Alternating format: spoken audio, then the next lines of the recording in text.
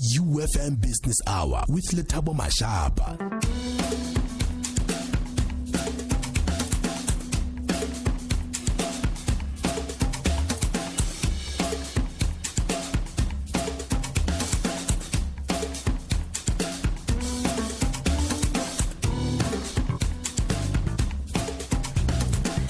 Welcome back. So almost everything that we do, projects that we venture into, jobs that we take up, activities that we give our time and energy to are driven by the desire to gain something, largely in monetary terms. But how important is social activism and passion projects in the midst of all of this? And of course, while we still maintain our revenue-driven goals. Well, joining me for this discussion is a social activist who heads the African Leadership Movement, Mr. Clement Chauke. Clement, we are so glad to have you on the show tonight. Thanks for joining us. Thank you, Lethabo, for having me tonight. Good evening to you and your listeners. Sure. First, how do you define passion projects? What are passion projects? Passion project, in a nutshell, if I were to define it, is to do something out of the love for people. That's how I can put it. Because in the corporate space, most of the time when people do things, they are driven by profit. So in the absence of profit, they don't do what they're supposed to do. So if you have love for people, then you render something even when they don't pay you. So yeah, that's what we call a passion project. In the absence of profit, there is no motivation. Ask me about it. I know. Yeah. So, and what is the African Leadership Movement? Tell us about that. So the African Leadership Movement, basically how it started, we have identified a gap, and the gap that we have identified is there are things that the government so far, they have failed to do, especially when it comes to young people.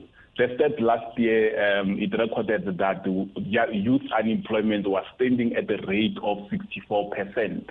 So when we saw that there's a problem, especially with unemployment in South Africa, me and my executive, we sat down and we had a caucus about things that we can come up with, the project that we can develop for betterment of our community.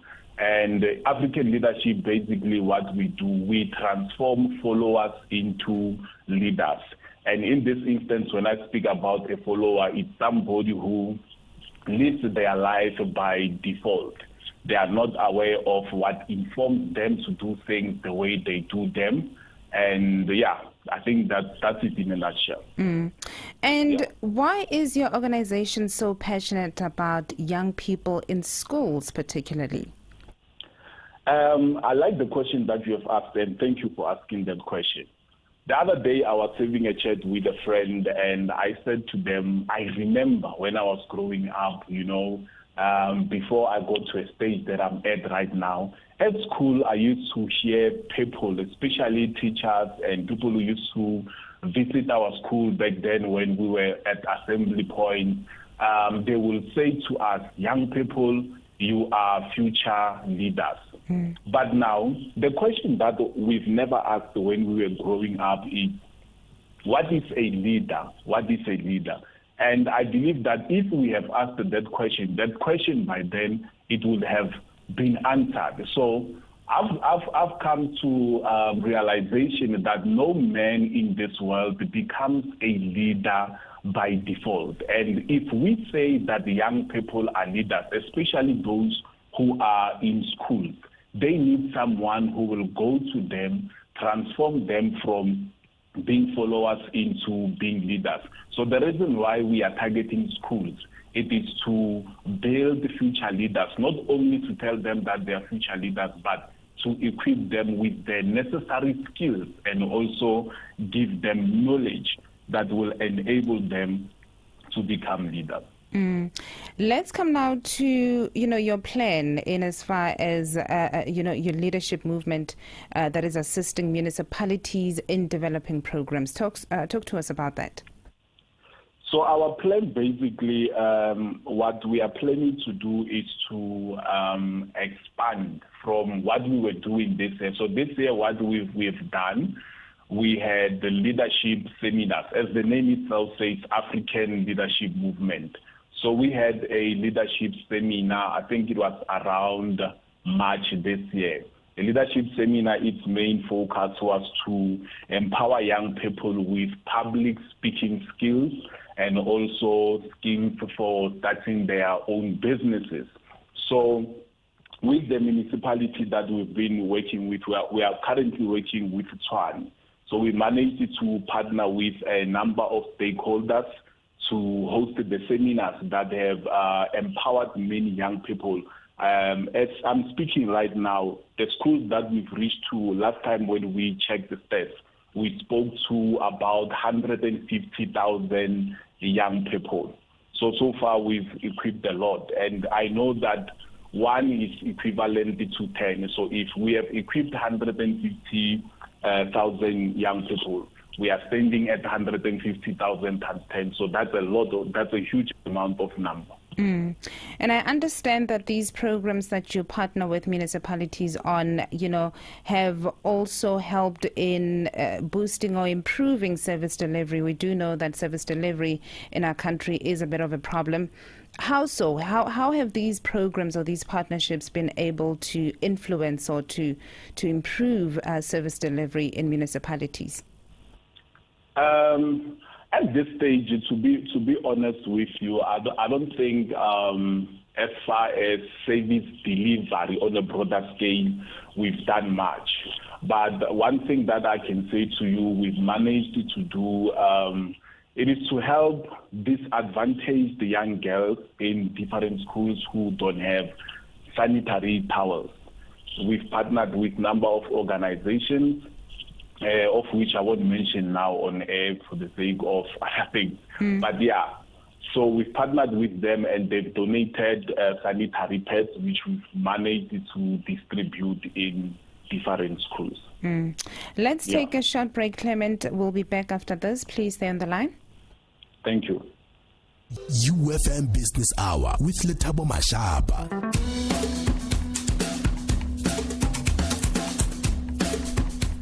Welcome back to the Tuesday edition of the YouFM Business Hour. We are still in discussion with a social activist who heads the African Leadership Movement, Mr. Clement Chauke. Clement, welcome back. So, thank you. Sure. So since you work with data when you deliver these programs in schools, what are the challenges or setbacks that you've picked up or identified along the way that school learners need assistance with? I think at this stage, when we went to schools, we've discovered that there's high rate of substance abuse, there's high rate of bullying and other things. So I think the assistance that schools they need, apart from materialistic things, because the townships that we've visited, they do have your smart boards, they do have other things that help them to be competent as far as the fourth industrial revolution is concerned. So the major need in our schools, I think, is security. So far from the data that we've collected, our schools, they need serious intervention when it comes to security. And what positive interims has the SAPS or South African Police Service had on your organization with the implementation of your programs in schools, and what value or actionable plan can they add in society? So far, to be honest with you, we've enjoyed working with SAPS, and I can attest that they've added value to the work that we are doing. Going with them to schools, like I said, in most schools you find that they have issues of substance abuse, and as an organization we don't have capacity to render things like your school search or substance drug search. Sorry, I think there's a call that's coming in. Yeah, so. All right. Yes, we are still here. Yes, yeah. So working with SAPS, they help in terms of things like school search. So that's the value that they have added to the work that we are doing. So in addition to subs, are there any other entities or organizations that you usually partner with for your programs? Yeah, there's an organization that is called Kuluma. So if in a school, for example, we have a learner who is abused physically or sexually, Kuluma, they have a department that specializes or deals with trauma counseling. And when it comes to substance abuse, those who are addicted to drugs, they are helped by an organization that is called COSAP. They are responsible for things like rehab and how to avoid the dangers of substance abuse. Sure. And I'm interested to know, Clement, what does it take to handle complex and sensitive societal issues such as unemployment, crime, teenage pregnancy, all of those ills that we are faced with as a society? Is there a particular set of skills or character traits that are needed in order for one to be able to, to handle such? Yeah, so basically the character trait is leadership. And one of the things about leadership, many people, when they think about leadership, what comes to mind is somebody who is isolated and at the forefront of the majority or a crowd. But that's not a leader. A leader is someone who is able to partner with other people or network with other people. So if we come together as a unit to fight for a common cause or for a good cause, that enable us, it gives us a synergy to can overcome or combat the social ills that we are dealing with as a society. So partnering with other people, that's what helps us. That's the leadership trait that you need to be able to partner with other people and admit to yourself as a leader that alone you cannot do everything by yourself. Sure. And is there interest on the part of young people? Is there interest to get into social activism, to do things that are not revenue motivated or driven, to do things for others, to serve the community? Is there such an interest from or on the part of young people? Yes, there's so much interest, and I think what sparks interest in the lives of young people that we address on a weekly basis is they identify with things that we speak about.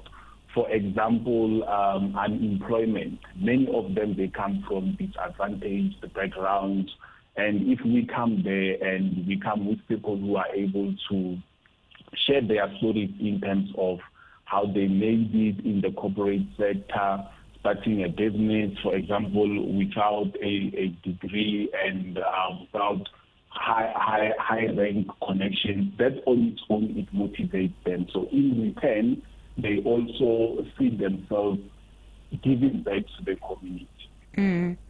And let's talk about support, Clement, for organizations such as yourselves, because you've already alluded to the importance of partnerships and collaboration, with other stakeholders. But I also think that support is important, from structures and entities such as government. Is there such support, and how important is such support for you? This year, like I said earlier, working with SAPS, it was a blessing in disguise for us because we didn't only receive support when it comes to things like school search. They managed to offer us transport that transported our speakers and artists that we were traveling with in different schools. So support, I think, we all need it, and so far, working with SAPS, we have received the necessary support that we needed, and also partnering with public figures who are promoters of products also helped us in terms of being able to distribute sanitary towels to different schools. So we've received the support so far, but I think at this point in time, those who are in positions of authority who are listening right now, please connect with us on our social media platforms and have a chat with us in terms of things that you can support us with as an organization. So on Facebook, we are African Leadership Movement. If you can connect with us there, definitely we'll partner with you. Is your organization open to, I'm sure there are, people listening and maybe they do work, but they have some time on their hands that they can use, for such initiatives. Is your organization open to, welcoming people into it to work with you as part of your organization? Most definitely, they are more than welcome. Like I said earlier, leadership is defined by working with other people. So this year when we started, the number that we started with grew from what it was. Every week, all I can say is we keep on having addition to our number as an organization. So those who are interested in joining us, they are more than welcome. And Clement, what is your observation of, and because I think you work with young people a lot, right? What is the morale or I don't know, the level of morale that you are observing in young people? Are young people motivated? Are young people determined to make something of their future? What is your observation of young people currently in South Africa? So far, all I can say is our young people, they are not motivated.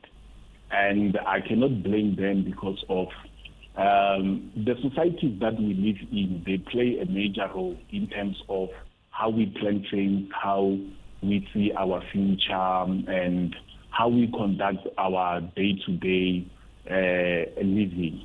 So the schools that we've been to so far, we've pick that up, that most of our young people are not motivated to do better or good things in life, especially those who come from communities where gangsterism is the thing. People pride about it, and they come from communities where education is not something that is held in high standard.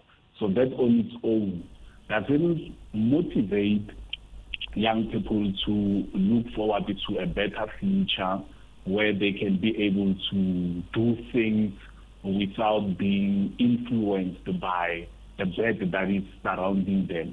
So for us to can bring a positive light in their spaces, we have also partnered with public figures, people whom they see on daily basis on TV, your major soapies and music shows. So those public figures, when they get into their school, they already identify with those people.